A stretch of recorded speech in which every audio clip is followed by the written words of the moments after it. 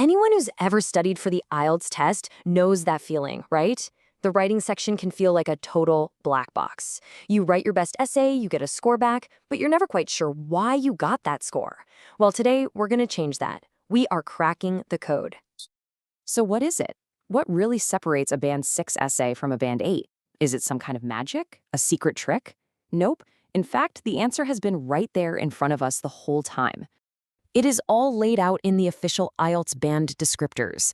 Now, don't think of this as some scary, complicated rulebook. Think of it as a roadmap, a cheat sheet even, that the test makers themselves are giving you. And understanding this is probably the single most powerful thing you can do to boost your writing score. So, here's what we're going to do. We're going to break down what I call the 4 pillars of IELTS writing. We'll look at what the examiners are actually looking for in each of these areas, and more importantly, how you can level up from a decent score to a really great one. All right, let's get right into it. These are the big 4. Every single essay you write, whether it's task 1 or task 2, is judged on these 4 pillars. And get this, each one is worth exactly 25% of your marks. They're all equally important, but it all starts with the very first one. Okay, first up, Pillar 1, answering the question. Now, you'll see this called 2 different things. For task 1, it's task achievement, and for task 2, it's task response. But what does that actually mean? It's really simple. Did you do what they asked you to do? Did you answer every single part of the question they gave you? This is the absolute foundation. If you mess this up, your whole score suffers. So for task 1, the one with the graph or the chart, it means you have to accurately pull out the key features and describe them. For the essay in task 2, it's all about directly responding to the prompt and really developing your point of view. And this is where you can see the huge jump from good to great. A Band 6 response, yeah, it addresses the main parts. But look at Band 8. You have to cover all the requirements. Your ideas can't just be there, they have to be well extended and supported. It's the difference between just showing up and making a really strong, convincing argument. So here's your takeaway. Before you write a single word, dissect that question. If it asks for problems and solutions, you have to give both and develop both. Don't just state an idea, explain it, give an example, and support it. That's how you prove to the examiner that you've totally understood and answered their question. All right, so you've made sure you're answering the right question. Now, Pillar 2 is all about how you organize that answer. We're talking about structure and flow, or what the examiners call coherence and cohesion. Think of it like this. Coherence is the overall logic of your essay. Does it make sense from start to finish? Cohesion is about the little connections, the linking words and phrases you use to guide the reader. Basically, can the examiner follow your argument without getting lost or confused? And again, the difference is night and day. At Band 6, your linking might feel a bit forced or mechanical. When you just use firstly, secondly, finally, like you're ticking off a list. But at Band 8, the cohesion is so well managed that your argument can be followed with ease. It just feels natural. It flows. So, how do you get there? This is a total game changer.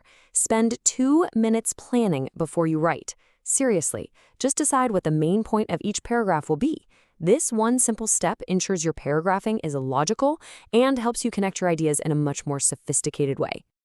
Okay, so your ideas are on point, your structure is solid. Now we get to the fun part. Pillar 3, which is all about the words you choose. This is your word power, or as IELTS officially calls it, lexical resource. Now, this is super important. This is not just about using big, fancy words. It's about using the right words with precision. The examiners are looking at your range of vocabulary, yes, but also your accuracy and your ability to use words that just sound natural together. Just look at the language they use. A Band 6 vocabulary is adequate. The meaning is clear, sure, but it's not very precise. But a Band 8 writer uses a wide resource to convey precise meanings. It's the difference between saying people get jobs and saying individuals secure employment. See the difference? To level up here, you need to move beyond simple words. Start building vocabulary lists for common IELTS topics like the environment, technology, or education, and really, really focus on collocations, those words that just naturally go together. That's what will make your writing sound much more fluent and impressive.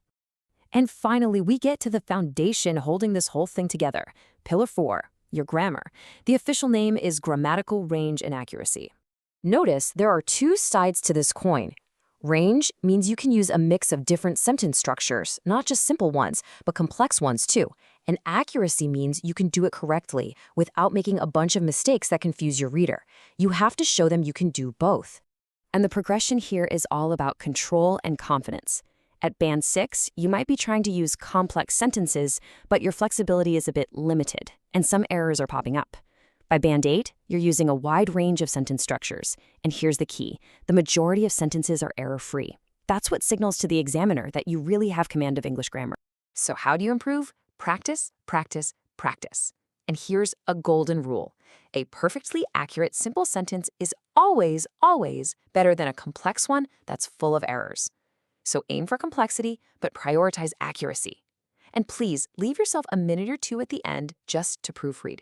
You'd be amazed what you can fix.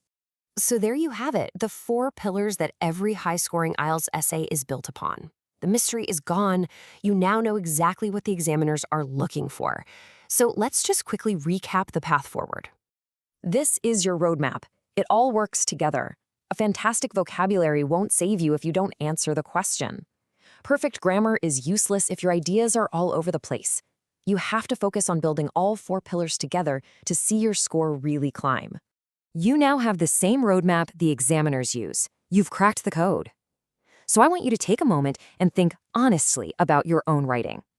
Which one of these 4 pillars is your biggest opportunity for improvement? Because your path to a higher score starts right there.